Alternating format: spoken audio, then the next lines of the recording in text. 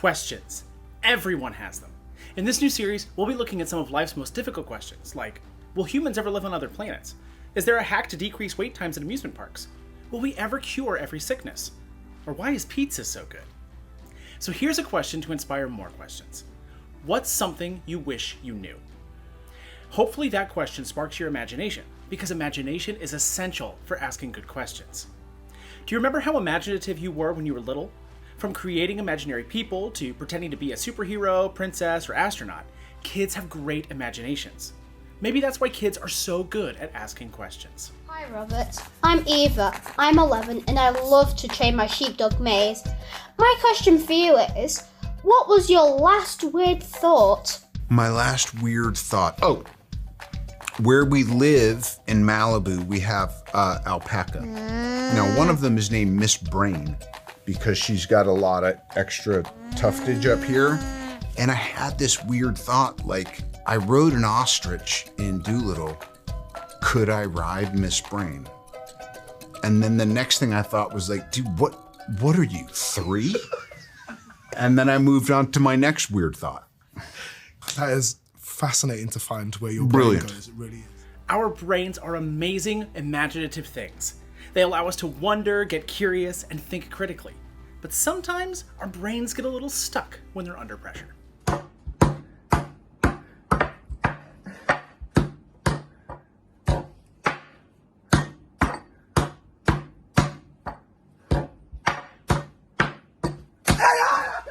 As brilliant as our brains are, they can get a little confused or stuck when we're facing a challenge. Like, don't smash that egg, or a hard question. Like, am I about to get drenched in egg yolk?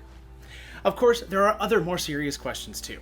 Sometimes our big questions inspire our imaginations and make us wonder about their answers. But other times, the questions leave us feeling stuck or confused. Have you ever felt stuck on an exam question? You know that feeling. You read the words to that question over and over again, but your mind is blank. You have no idea how to respond. Now, have you ever felt that way about big problems in the world? Maybe you can see an issue in the world, but you can't make sense of it and don't know how to respond to it. Maybe it's a problem like world hunger, people without accessible clean water, violence or war, natural disasters, people without medical access for treatable illnesses, homelessness, or addictions. Has a problem in the world ever left you asking questions about God? Especially when we see hurt, pain, and suffering in the world around us, we might start to wonder why God hasn't done anything about it. Now, maybe you've had this question, but you've stifled it because you thought you weren't allowed to ask. But you are. Maybe you haven't thought about it before, and that's okay. But this is your invitation to engage your imagination. The world is full of a lot of hurt, so it makes sense to wonder, when people are hurting, where is God? Now, throughout human history, there's been so much pain and suffering. We've seen the Holocaust, slavery, the world wars, sex trafficking, pandemics, and so much more. It's impossible to live in this world without encountering tragedies like these. If you see all these tragedies without ever wondering where God is, you might not be paying attention. If you're not curious about the question because you think you know the answer, you might want to think again. And if your brain sometimes gets stuck on this question, don't worry, mine does too. Now, in the Old Testament of the Bible, there's a story about a young woman named Esther. You may have heard her story told before as a story of bravery and sacrifice, and that's true. But there's another layer of the story that I want us to look at today. As I tell you the story, I want you to wonder about the question, where is God? Our story begins when Esther, a young girl, was chosen to become queen of Persia. Esther was a Jew, but the king of Persia certainly didn't when he chose her to be his wife. One of the king's key advisors was a man named Haman. Haman was a racist political leader plotting a mass execution of everyone. Pretty scary. But what's even scarier is that he got the king to agree to it. Esther's cousin Mordecai learned about the plan and knew he had to act. He urged Esther to speak up with the king, stop the execution, and rescue the Jewish people. Here's what you need to know about Esther talking to the king. This wasn't a typical conversation between a husband and wife. No one, not even Queen Esther, was allowed to speak to the king without his permission or invitation. Going straight to the king without his permission could have resulted in Esther's death, followed by the death of her people. Let's look at Esther 4. All the royal officials and the people of the royal provinces know that one law applies to every man or woman who approaches the king in the inner courtyard and who has not been summoned: the death penalty. unless the king extends the golden scepter, allowing that person to live. I have not been summoned to appear before the king for the last 30 days. Esther's response was reported to Mordecai. Mordecai told the messenger to reply to Esther, "Don't think that you will escape the fate of all the Jews because you are in the king's palace. If you keep silent at this time, relief and deliverance will come to the Jewish people from another place, but you and your father's family will be destroyed. Who knows, perhaps you have come to your royal position for such a time as this." Esther sent this reply to Mordecai, "Go and assemble all the Jews who can be found in Susa and fast for me. Don't eat or drink for 3 days, night or day. I and my female servants will also fast in the same way. After that, I will go to the king, even if it is against the law. If I perish, I perish." Once Esther decided to act, here's what she did. She approached the king carefully, inviting him to a big banquet where she would make her request.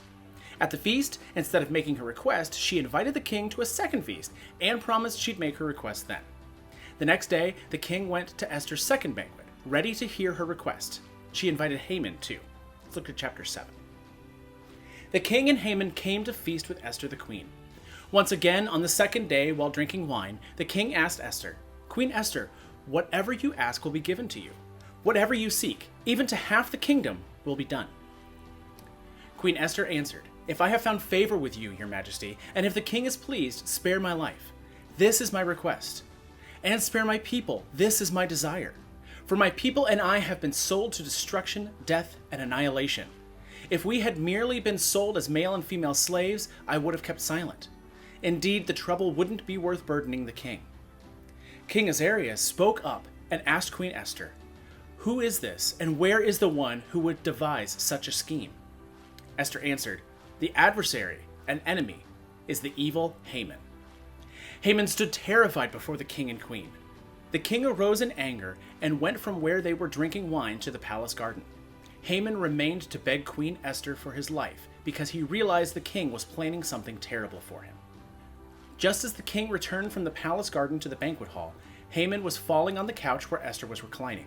The king exclaimed, "Would he actually violate the queen while I am in the house?" As soon as the statement left the king's mouth, they covered Haman's face. Harbona, one of the king's eunuchs, said, "There is a gallows 75 feet tall at Haman's house that he made for Mordecai, who gave the report that saved the king." The king said, "Hang him on it." They hanged Haman on the gallows he had prepared for Mordecai. Then the king's anger subsided. Okay, that was pretty intense. But do you see what happened here? Haman was punished. Justice was served. Esther, Mordecai, and their people were saved. Now remember that question I told you to wonder about? Now that you've heard the story, what do you think? Where was God?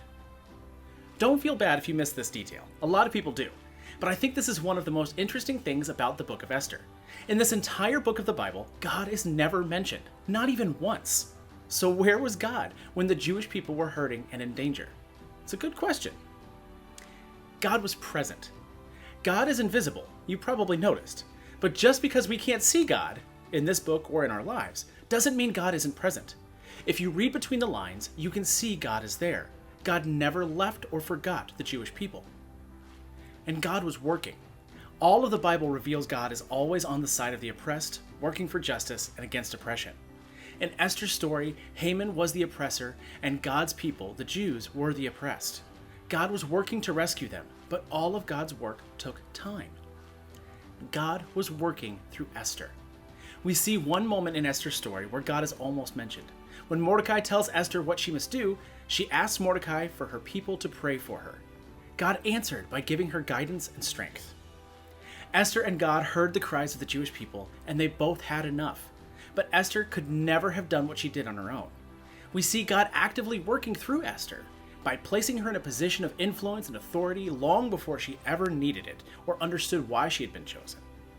Giving her courage in a frightening situation, giving her creativity to solve a difficult problem, and rescuing her and her people when everything seemed hopeless. But isn't it interesting that God never tells Esther exactly what to do? As far as we know, God doesn't speak to Esther in any miraculous way or give her the plan. But Esther still knew what God would have her do. How? The answer is actually pretty simple because God's directions to us have always been clear. When you see someone in need, help them. Jesus said the same thing when he was on earth. A long time after Esther, here's what one of Jesus' disciples, John, wrote to his fellow Jesus followers. If anyone has this world's goods and sees a fellow believer in need but withholds compassion from him, how does God's love reside in him? Little children, let us not love in word or speech, but in action and in truth. So where is God when people are hurting? This was true at Esther's time, and it's still true for us today. God is present, God is working, and God is calling you to get to work too. Think back to some of the big problems in the world we listed earlier. There's war, hunger, violence, lack of access to clean water, medicine, and so much more. There is so much hurt in the world that it can begin to feel heavy. When we see all the hurt in the world around us, we might feel like this, unable to see God while everything that's wrong in the world starts to feel heavier and heavier. When you feel overwhelmed by all that's wrong, it's okay to ask tough questions, like where God is. But even when we can't see God working, God answers prayers, God changes circumstances, God sends people to help, and God gives peace and comfort. Sometimes it takes time, but when people are hurting, God is always present, always working, and always sending people to help. Often, those people are you and me. Now let me show you just one story of billions, where at first it seems like there's a complete hopelessness. Can there be any good when a little girl lives in a war zone and loses both of her parents? Where is God in a story like this one? شو اسمك عمو؟ تو وين أبوك؟ وين؟ وين مات؟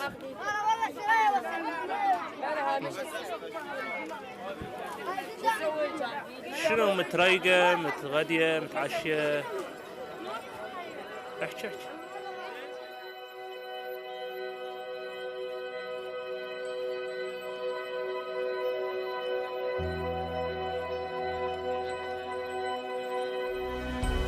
Most people notice her from her tears, but I remember her from her smile. I will never forget her courage in the face of unbelievable suffering. She is more than just a victim to be pitied. She is our hero angel to be celebrated, loved, and cheered. Malak, the desert angel, motivate us, fuel us to love anyway, give anyway, serve anyway, and go anyway. Because we know there are countless Malaks out there who need a secure future.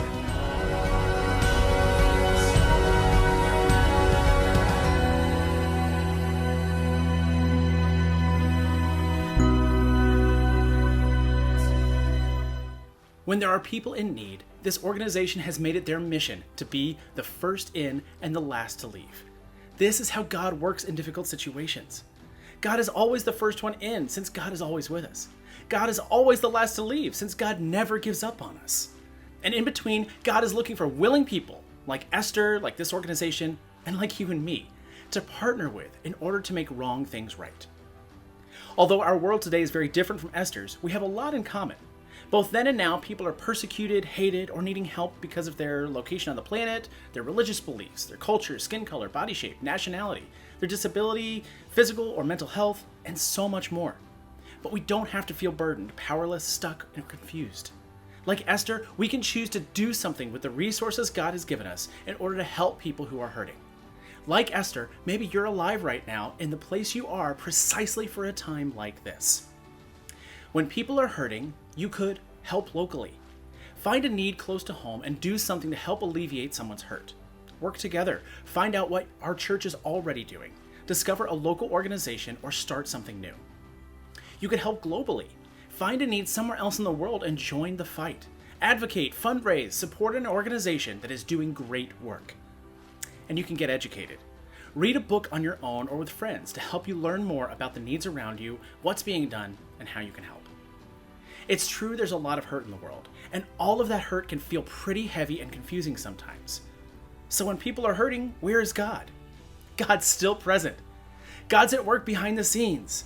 And like Esther discovered, God might be inviting you to get to work too.